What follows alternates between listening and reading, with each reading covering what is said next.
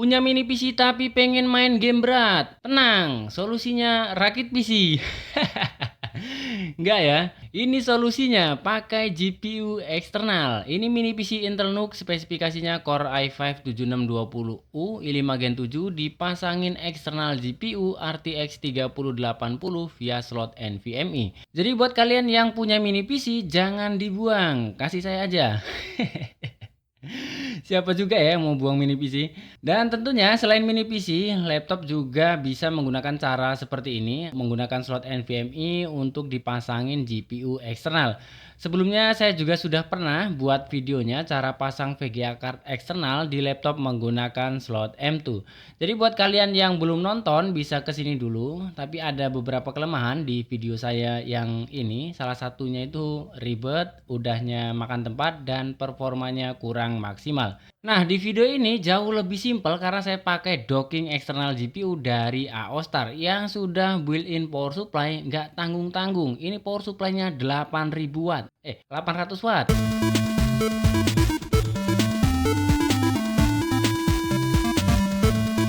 Karena di video lama saya ini banyak yang nonton dan ada beberapa YouTuber lain juga yang ikut bahas lagi tentang eksternal GPU di laptop dan mini PC juga. Tapi karena masih banyak kekurangan di video saya tadi, saya coba browsing beberapa alternatif lain yang paling menarik dan jadi bahan pertimbangan fitur-fitur yang disediakan di beberapa docking eksternal GPU yang ada di pasaran. Saya lebih tertarik dengan AOStar ini. Setelah cari-cari info ternyata ada yang jual di Indonesia. Jadi mungkin videonya lumayan panjang karena ini bukan review tapi lebih ke tutorial atau cara pasang eksternal GPU di mini PC menggunakan slot NVMe. Sekaligus nanti kita simpulkan sama-sama kekurangan dan kelebihannya. Oke, langsung aja kita perkenalan singkat dulu dengan AOStar dock-nya. AOStar dock ini ada dua varian. Varian pertama tipenya AG01 yang cuma support O-cooling, dan varian kedua AG02. Nah, varian ini yang saya pakai, jadi saya pakai yang versi AG02 yang sudah support USB 4, Thunderbolt 4, dan tentunya support O-cooling juga. Jadi port O-cooling ini yang nantinya kita konversi ke slot NVMe kali 4 supaya bisa mendeteksi GPU RTX. Karena RTX hanya bisa jalan minimal di PCIe LAN kali 4, beda dengan GPU Radeon yang masih bisa jalan di PCIe LAN kali 1. VGA Radeon juga setahu saya kemampuan compute-nya itu nggak akan turun performanya sekalipun jalan di PCIe LAN kali 1. Jadi kekurangan pertama, kalau kita pasang eksternal GPU lewat slot NVMe, tentunya performa VGA card itu pastinya berkurang ya, karena terpangkas bandwidthnya dari kali 16 dikonversi ke kali 4. Tapi tentunya cara ini sangat terasa peningkatan performanya. Ya iyalah ya, mini PC dipasangin eksternal GPU desktop loh. Oke, kita mulai dari unboxing paketnya. Jadi di paket penjualannya seperti ini, kardusnya cuma coklat, kardus coklat, dan kita langsung disambut kertas bahasa Cina. Ini ada manual booknya juga ya, tapi full bahasa Cina. Oke, kita skip aja lah ya, nggak ngerti juga bacanya ini apa artinya. Oke, langsung aja kita buka. Nah, ini dockingnya ya, kecil ini ya, kecil. Ukurannya ya segede bata lah ini. Terus yang ini berarti kabel-kabelnya ya. Yang pertama ini dapat kabel USB 4, tentunya sudah support juga untuk Thunderbolt 4. Terus selanjutnya ini apa ya ini? Kayak bracket. Nggak tahu ini bracket apa ya, nanti saya lihat di manual booknya dulu. Terus kabel O-cooling.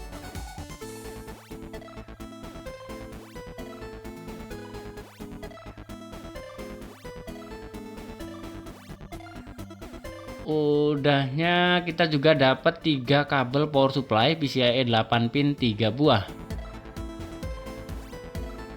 Yang terakhir kita dapat kabel power supply. Ini dia AOStar AG02 docking eksternal GPU. Bentuknya seperti ini. Bodinya ini full metal, padat. Untuk di bagian depannya ini ada bacaan AOStar, tapi tipenya nggak ditulis ya, nggak tertera di sini. Untuk tampilannya menurut saya elegan, kecil ya, beneran nggak ini PSU-nya 800 watt. Nanti kita tes pakai RTX 3080 MSI Gaming Z yang punya TDP 330 watt dengan 3x8 pin power. Ini ada port O-Cooling, bentuknya seperti ini ya, seperti DisplayPort tapi mini ya, mini DisplayPort, bentuknya mirip-mirip. Terus ini port USB 4, bisa untuk Thunderbolt 4 juga, dan ini tombol NOS-nya. Enggak ya, bercanda. Kemungkinan ini tombol powernya. Tapi kalau dilihat dari bentuknya sih ini seperti PSU power supply ya. Seperti PSU server maksudnya. PSU server itu biasanya bukan 80 plus tapi 90 plus. Artinya dia udah platinum sertifikasinya ya, bukan gold, silver, apalagi bronze ya. Terus ke bagian belakang ada port PCIe 8 pin x 3. Bagian sisi sininya cuma ada pengunci bracket VGA card. Di bagian bawahnya seperti ini ada 4 kaki. Nah, karena kita mau running GPU eksternalnya via slot NVMe, jadi kita perlu converter. Converternya seperti ini ya. Converter seperti ini banyak yang jual di marketplace. Ini converter M2 ke port O-Cooling. Cara masangnya juga gampang, tinggal kalian colokan aja seperti ini. Terus satunya kita colokan ke docking eksternal GPU-nya. Dan ini harus NVMe yang sudah support kali 4 ya. Kalau kali 2 belum bisa, dia nggak akan bisa deteksi GPU RTX. Selanjutnya kita ke mini PC-nya. Mini PC yang saya pakai ini Intel NUC dengan spesifikasi Core i5 7620U, RAM-nya 4GB, hard disk 500GB. Ini sudah ada WiFi dan Bluetooth bawaannya ya. Bodinya ini full metal juga. Di bagian bawahnya ini ada 4 baut sekaligus jadi kaki. Untuk di bagian port dan konektivitasnya dimulai dari depan dulu ya. Di bagian depannya ini ada tombol power, audio jack, dan 2 USB. Di bagian samping sebelah sini ada grill lubang-lubang. Nah, ini udah ada Thunderbolt 3 ya. Terus 2 USB 3, LAN, port adaptor. Di bagian sisi sampingnya lagi ada slot SD card dan Kensington lock. Ini adaptornya 19 volt ya. Terakhir adaptornya dari FSP tertera 19 volt maksimal 65 watt. Untuk harganya mini PC seperti ini tuh harganya sekitar 1,5 jutaan. Lanjut kita bongkar mini PC-nya, sekalian kita upgrade RAM dan SSD supaya tidak lemot. Ini saya SSD pakai 256 dan upgrade RAM-nya ditambah 1 keping 8GB dari Kingston. RAM-nya sama kayak laptop ya. Untuk bukanya gampang, langsung kita buka 4 baut ini. Ya, langsung kelihatan harddisknya, kita copot, ganti SSD.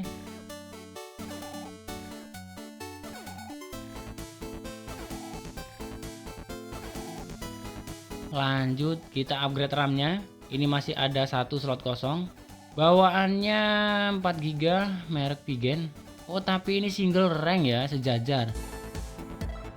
Single rank sejajar. Yang untuk upgrade-nya tadi ini dual rank. Dia ada chip atas bawah.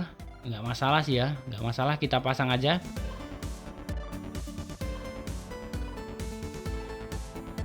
Terakhir kita ke slot NVMe dan pasang konverter O-Cooling-nya ke sini.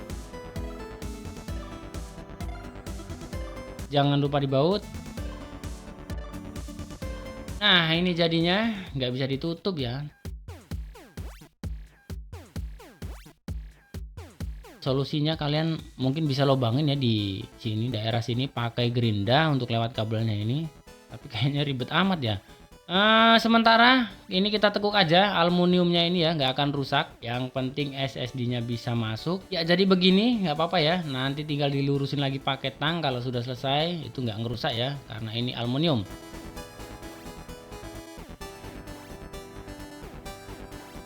Oh ya, ini bracket yang tadi ya. Nah, ini fungsinya itu untuk nahan VGA card supaya nggak nyeplos. Jadi benar-benar proper, benar-benar dipikirin ya sama AOStarnya. Untuk masangnya juga gampang, tinggal dibaut aja ke sini ini ya. Ini udah ada 2 lubang. Untuk cara pasangnya gampang, tinggal colok-colok aja. Untuk pertama yang kita pasang itu kabel PCIe powernya dulu. Nah, untuk bagian yang nyolok ke power supply itu ada 8 pin utuh ya, beda dengan yang nyolok ke VGA card, dia 6+2. Ini bisa dibuka. Jadi jangan kebalik ya, ini harus proper karena ini nyalurin daya yang cukup besar.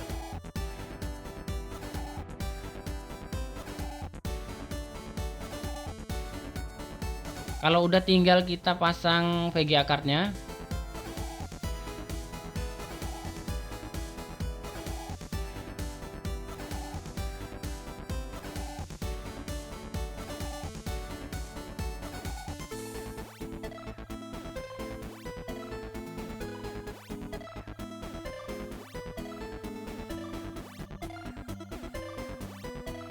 Ini nggak akan nyeplos ya ditekan-tekan seperti ini karena ada bracket penahannya. Jadi aman kalau kalian pakai VGA card triple pen seperti ini. Langsung aja kita pasang kabel okulingnya.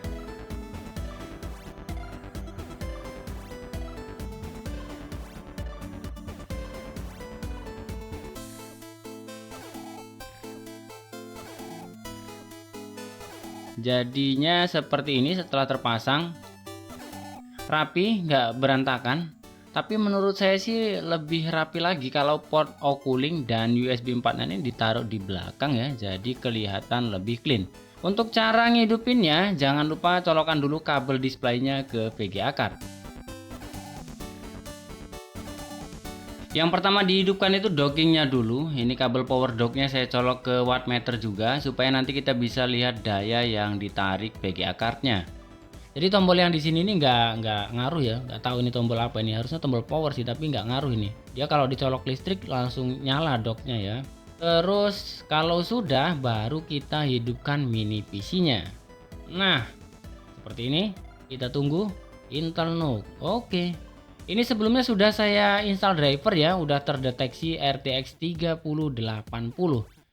Ini ya speknya, prosesornya i5 7620U, RAM-nya sekarang jadi 12 GB dan GPU-nya RTX 3080. Nah, ini dia jalan, udah jalan di PCIe kali 4 ya.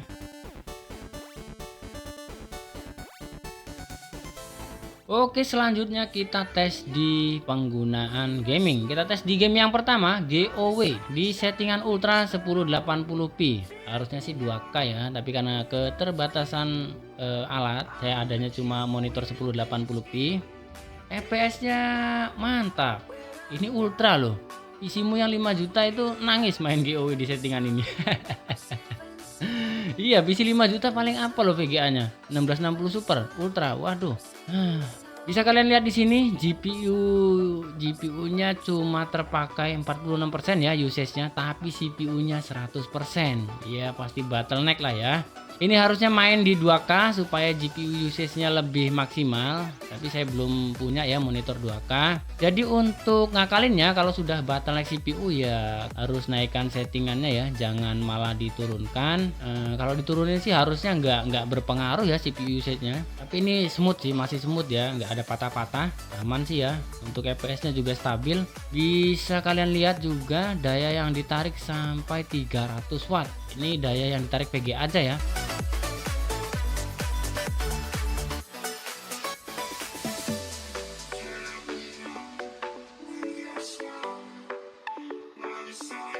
Kita tes di game yang kedua, Spider-Man Miles Morales. Presetnya mentok di resolusi 1080p, masih playable ya, tapi nggak bisa dapat 60 fps. Ini fps-nya naik turun rata-rata mungkin di 38 fps. Untuk CPU usage-nya tetap ya 100% dan untuk GPU usage-nya 50-an persen, tapi di wattmeter cuma narik daya 100-an watt.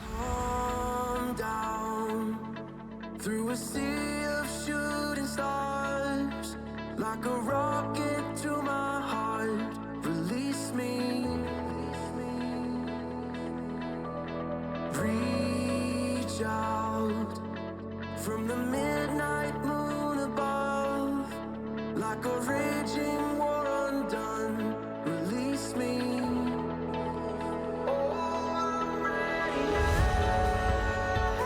Game yang terakhir, bonus kita benchmark di GTA 5 mentok kanan 1080p. Di game GTA ini CPU usage-nya rata-rata 95% dengan GPU usage cuma 40-an persen dan narik daya 100-an watt juga. Sebelum ke kelebihan dan kekurangannya, pasti banyak yang bertanya-tanya ini harganya kira-kira berapa GPU docknya. Ayo coba tebak, kira-kira harganya nyampe 500.000 nggak ini? Jadi docking AOStar ini harganya murah, yang versi AG01 cuma 2 jutaan dan 4 juta untuk yang versi AG02. 4 juta murah, mending rakit PC. Ya terserah lah ya. Kenapa saya bilang murah? Ya alat secanggih ini. Oke lah, langsung aja ke kelebihan dan kekurangannya ya, biar nggak mendang-mending. Untuk kelebihannya yang pertama simple, dimensinya compact, setupnya nggak makan banyak tempat. Untuk kelebihan yang kedua, support USB 4, Thunderbolt 4, dan O-cooling juga. Untuk kelebihan yang ketiga dan yang paling saya suka, ini PSU-nya 800 watt. Coba kalau kalian beli docking yang terpisah, belum include power supply, kalian itu beli PSU 750 watt gold aja hampir 2 juta. Udahnya makan tempat. Nah jadi itu makanya saya bilang murah. Selanjutnya kekurangan, pasti ada kekurangan ya. Kalau harga ya relatif ya, bukan jadi kekurangan sih menurut saya. Jadi kita abaikan harga. Jadi kekurangan yang pertama bandwidth bottleneck. Jadi performa GPU itu pasti terpangkas karena tadi ya kita konversi dari kali 16 ke kali 4. Yang kedua, limitasi kemampuan prosesor. Karena mobile prosesor yang ada di mini PC ataupun laptop itu ya performanya pasti jauh berbeda dengan desktop prosesor. Yang ketiga, mengorbankan slot NVMe. Tapi kalau device kalian mini PC atau laptopnya ada 2 slot NVMe sih ya masih bisa dimaklumi. Yang keempat, kalau kalian menggunakan cara ini di laptop harus menggunakan monitor eksternal. Terus yang kelima, laptop atau device dengan slot M2 di bawah kali 4 seperti kali 2 atau bahkan kali 1 itu nggak akan bisa mendeteksi docking eksternal dari AOStar ini. Terakhir sebelum ke kesimpulan, ada sedikit info tambahan. Saya sempat coba running pakai Thunderbolt 3 di mini PC ini, ternyata tidak support. Mungkin butuh trik karena kompatibilitas mungkin ya, dukungan driver atau BIOSnya yang memang belum support. Kesimpulan, jadi gimana kesimpulannya menurut versi kalian? Silahkan kalian isi kolom komentar. Thank you buat kalian yang sudah simak video ini, semoga ada sedikit informasi yang bermanfaat. Dukung terus channel ini dengan cara memberikan masukan-masukan yang positif agar channel ini berkembang maju dan menjadi manfaat. Dan terakhir mohon maaf karena masih ada banyak kekurangan, semoga ada sedikit informasi yang bermanfaat dari video ini. Sampai jumpa di video selanjutnya.